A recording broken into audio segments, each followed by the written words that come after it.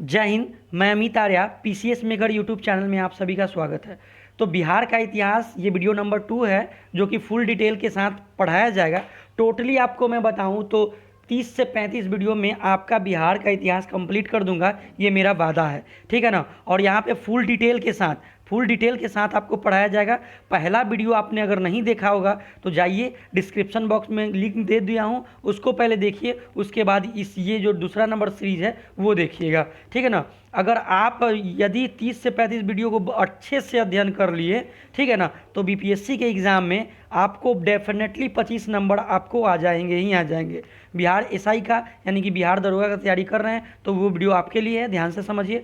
और भी जितने भी एग्ज़ाम है जो बिहार लेवल का है, उसमें बिहार का जीके पूछा जाता है, तो वो ये वीडियो आपके लिए बहुत इंपॉर्टेंट है, ठीक है ना। तो चलिए हम देखते हैं कि इस वीडियो के माध्यम में हम कौन कौन से टॉपिक को क्लियर करेंगे। तो प्राचीन कालीन बिहार के बारे में जानेंगे, वैदिक काल एवं बिहार के बारे में जानेंगे, और महाजनपद काल जो है ना उसके बारे में, यानी कि तीनों टॉपिक को एक ही वीडियो में कंप्लीट करेंगे। उसके बाद फिर तीसरा वीडियो आएगा, वो भी कंप्लीट करेंगे। धार्मिक आंदोलन जो हुआ था जैसे धर्म के लिए, जैसे जो बौद्ध धर्म या जैन धर्म, वो भी आएगा, ठीक है ना, वो कल आएगा। आप आज देखिए, इसको समझिएगा।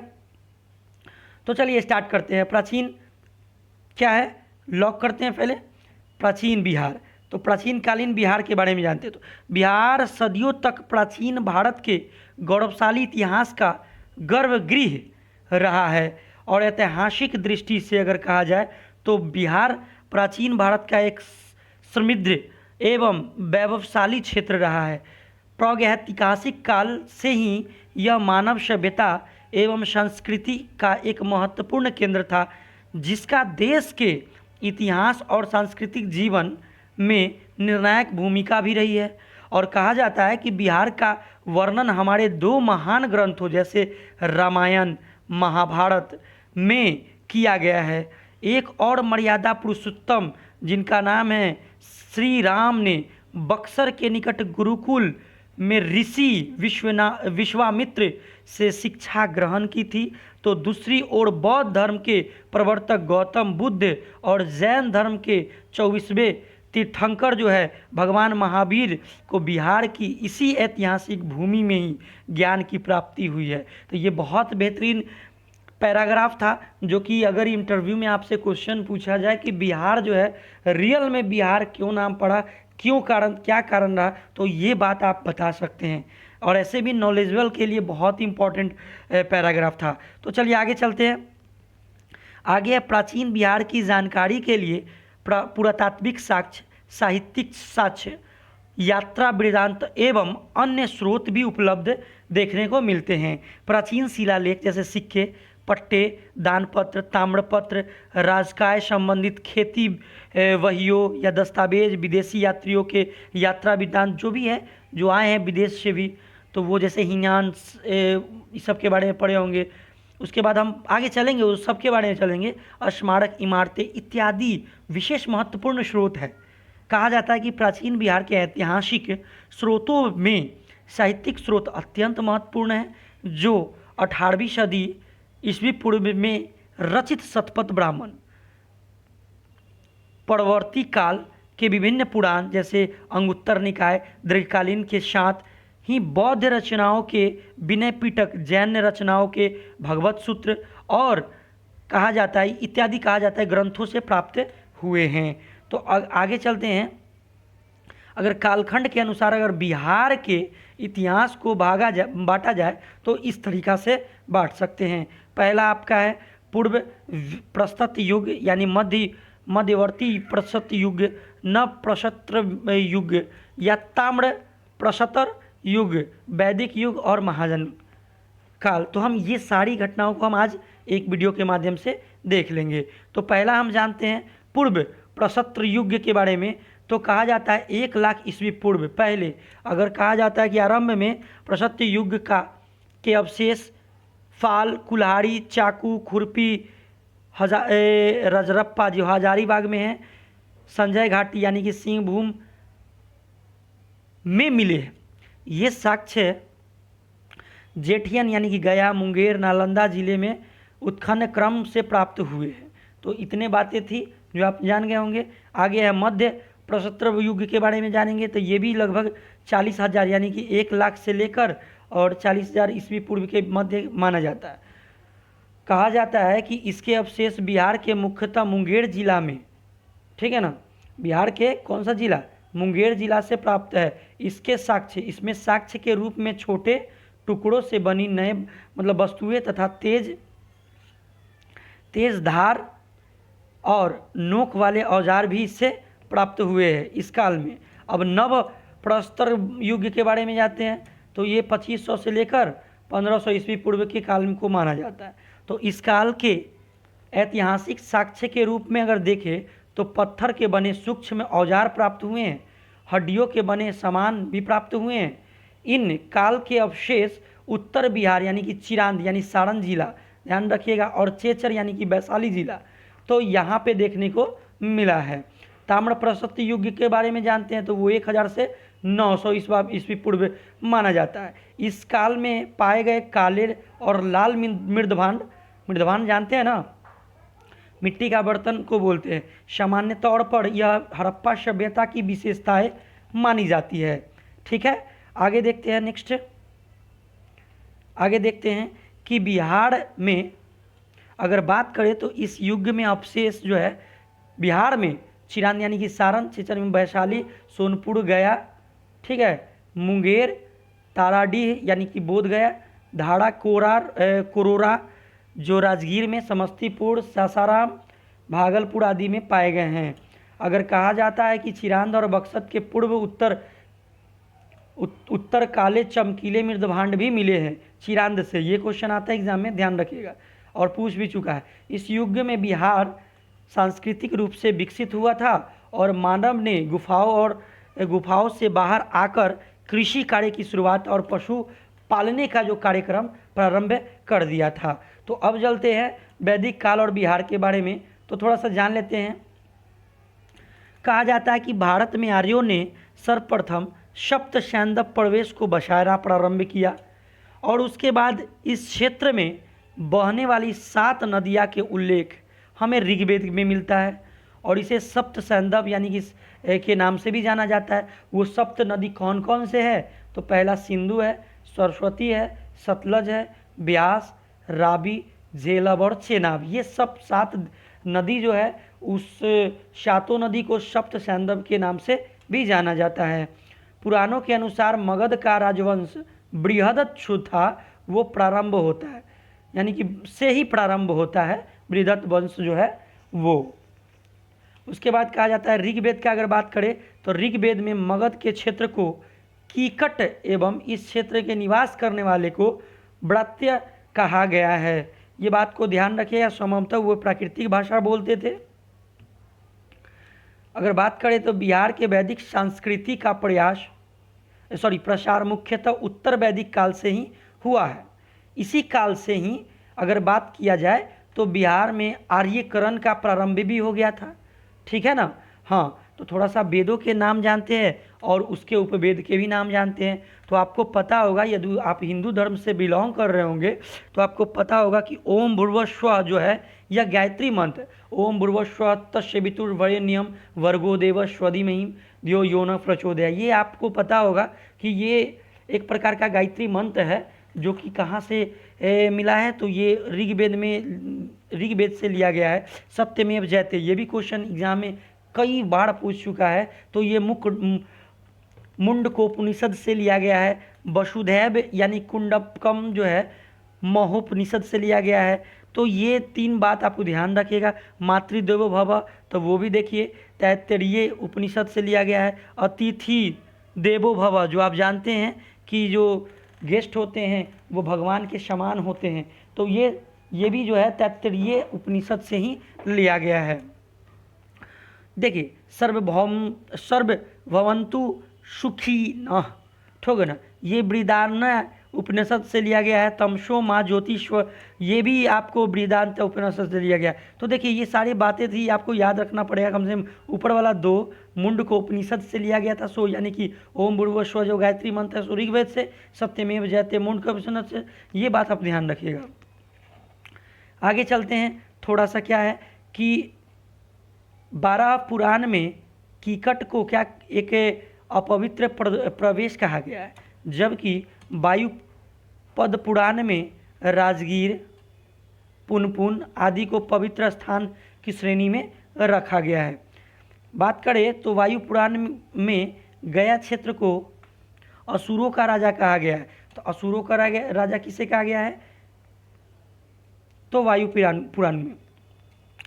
आगे चलते हैं। आर्यों के विदेह क्षेत्र में घुसने का चर्चा, देखिए धसने का चर्चा कहाँ पर मिला है? सप्तपद ब्राह्मण में दी गई है।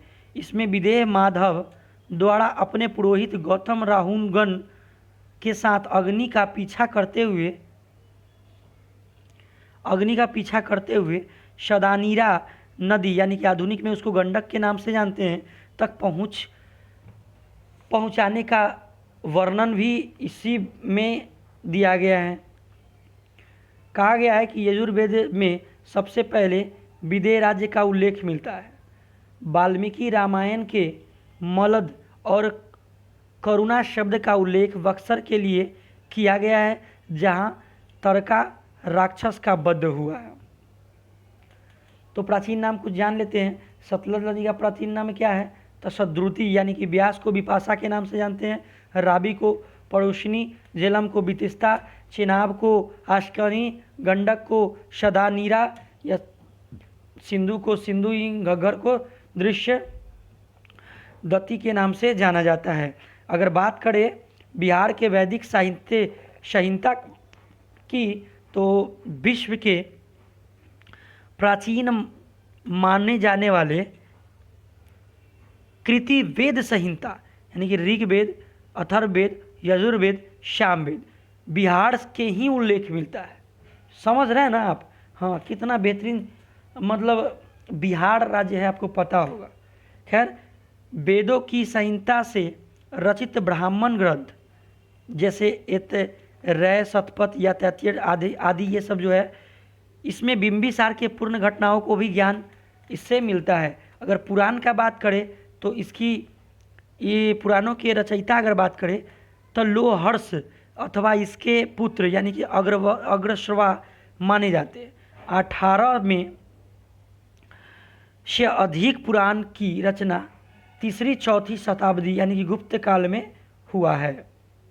आर्यों के द्वारा क्षेत्र का नामकरण के बारे में जानते हैं, थोड़ा जान लीजिए। हरियाणा जो है पंजाब क्षेत्र में जो है ब्रह्मवर्त और के नाम से जाना जाता था, और गंगा यमुना दोआब क्षेत्र जो है ब्रह्मर्षि देश, हिमालय मध्य जो है आपको मध्य देश के नाम से जानता है। आर्यभट्ट जो है बिहार बंगाल का क्षेत्र माना जाता था। आगे देखते हैं। अगर 18वीं पुराण में मत्स्य, वायु, ब्राह्मण पुराण बिहार के ऐतिहासिक स्रोत के लिए महत्वपूर्ण है। इन पुराणों को शुंग वंशीय शासक पुष्पामित्र का वर्णन भी मिलता है, जिसने 36 वर्ष तक शासन किया, और उसके बाद क्या हुआ, इन पुराणों से उत्तर युगीन मौर्यकालीन शासकों के शासन की भी जानकारी प्राप्त होती है। अगर कहा जाए महाभाष्य का, तो मौर्य युगीन साम्राज्य की प्राप्ति के बाद शुंग वंश का प्रतापी राजा जिसका नाम था राजा पुष्पमित्र वही हुए, जिसके पुरोहित पतंजलि थे। एग्जाम में क्वेश्चन कई बार आ चुका है। पतंजलि ने उनकी वीरता, कार्यकुशलता तथा यवनों पर आक्रमण की चर्चा अपनी महाभाष्य में किया है। अगर कहा जाए तो मालविका निमित्रम में अगर बात करें तो यह कालिदास द्वारा रचित एक नाटक है, जिसमें शुंगकालीन राजनीतिक गतिविधियां का उल्लेख मिलता है। और कहा जाता है कि कालिदास यमन आक्रमण को चर्चा करते हुए, जिसमें पुष्यमित्र के पुत्र अग्निमित्र ने सिंध्र पर आक्रमण कर यमन को पराजित कर दिया गया था, उसके बारे में इस कालिदास के रचित नाटक में दिया गया है। ठीक है ना। थेरावली के थोड़ा बारे में जानते थे। इसकी रचयिता जो है कौन थे, तो मेरुतुंग थे। ठीक है ना। उन्होंने किया था। इसमें उज्जैनी के शासक की वंशावली है जो कि पुष्यमित्र मित्र के बारे में उल्लेख किया गया है। 36 वर्ष शासन किया था। इसमें कहा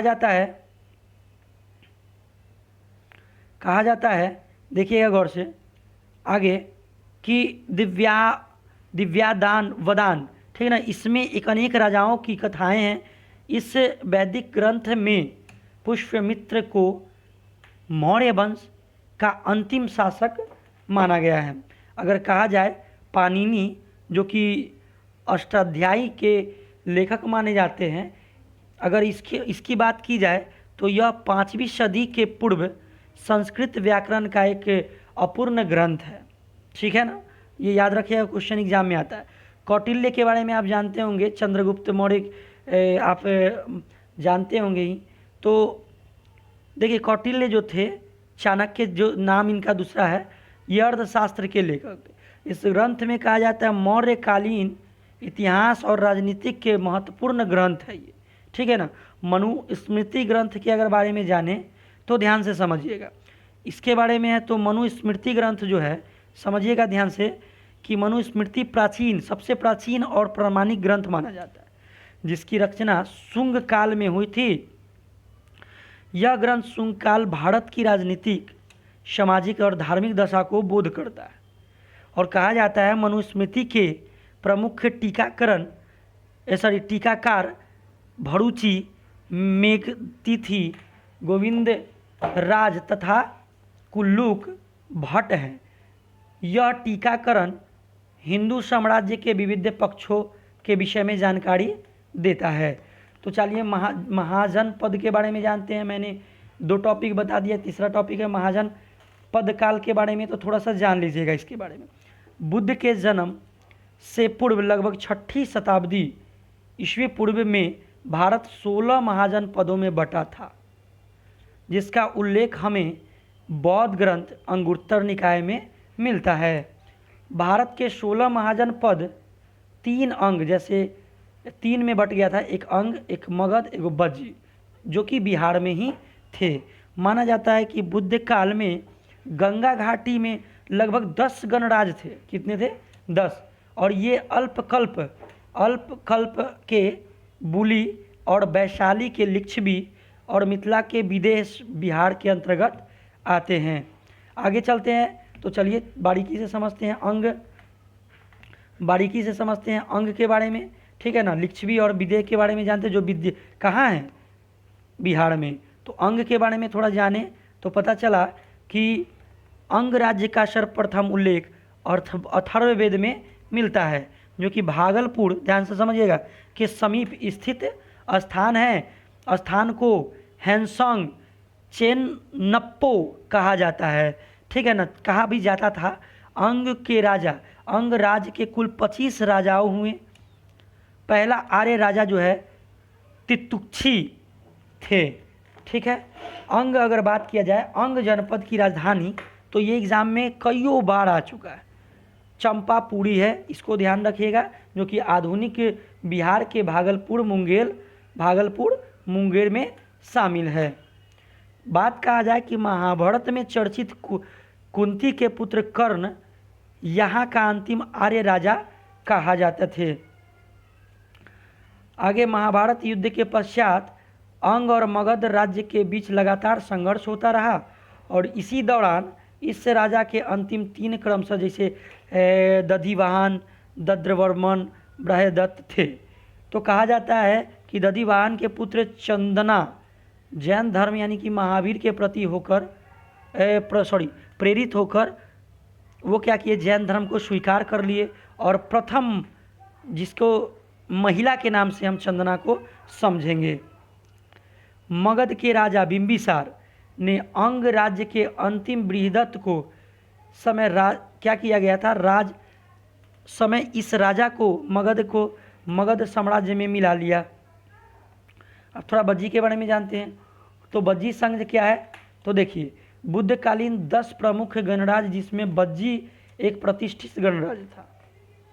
वर्तमान तिरहुत प्रमंडल में वैशाली और मुजफ्फरपुर तक फैला गंगा नदी के उत्तर पश्चिम लिच्छवी का गणराज यह था, जो 8 कुलों का एक संघ था जिसमें विदेह, ज्ञात्रिक, लिच्छवी, कृत्रिम, वज्जी महत्वपूर्ण थे। अगर वज्जी संघ की बात किया जाए तो इसकी राजधानी कहाँ थी?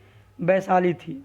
वज्जी संघ का लिच्छवी गणराज्य इतिहास में जाना ज्ञात प्रथम गणराज्य था। ठीक है ना, प्रथम गणराज्य कौन? वज्जी संघ। ठीक है ना, लिच्छवी। वज्जी संघ का सबसे प्रबल सदस्य जो है लिच्छवी राज्य के ही थे, जिसके शासक क्षत्रिय थे। आगे चलते हैं। कौटिल्य के बारे में अगर जानते हैं तो कौटिल्य ने लिच्छवी राज्य का उल्लेख राज शब्द, समझिएगा, राज शब्दोपजीवी संघ के रूप में किया है। अगर बात करें इसमें सात्विक या ज्ञात्रिक एक अन्य सदस्य था जिसका प्रमुख सिद्धार्थ था। ज्ञात्रिकों के प्रमुख स्थान कुंडग्राम जो वैशाली में है। सिद्धार्थ के पुत्र महावीर का जन्म 540 ईस्वी में हुआ था।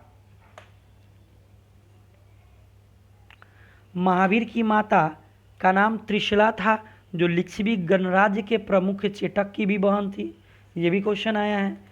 आगे देखते हैं। वज्जी संघ का संविधान एक प्रशासन संगठनात्मक कुलीन तंत्र की तहत थे। तो कुछ ऐसे हम जानते हैं जैसे बुद्धकालीन गणराज्य थे, कपिलवस्तु थे, ध्यान से समझिएगा, जो कि शाक्य गणराज्य के थे। सुमार पर्वत, केशपुत्र, रामग्राम, काशीनगर, नारा, पावा जो मल के थे, ये याद रखिएगा। ठीक है ना। पिपलीवन ये भी याद रखिएगा मोड़िए में।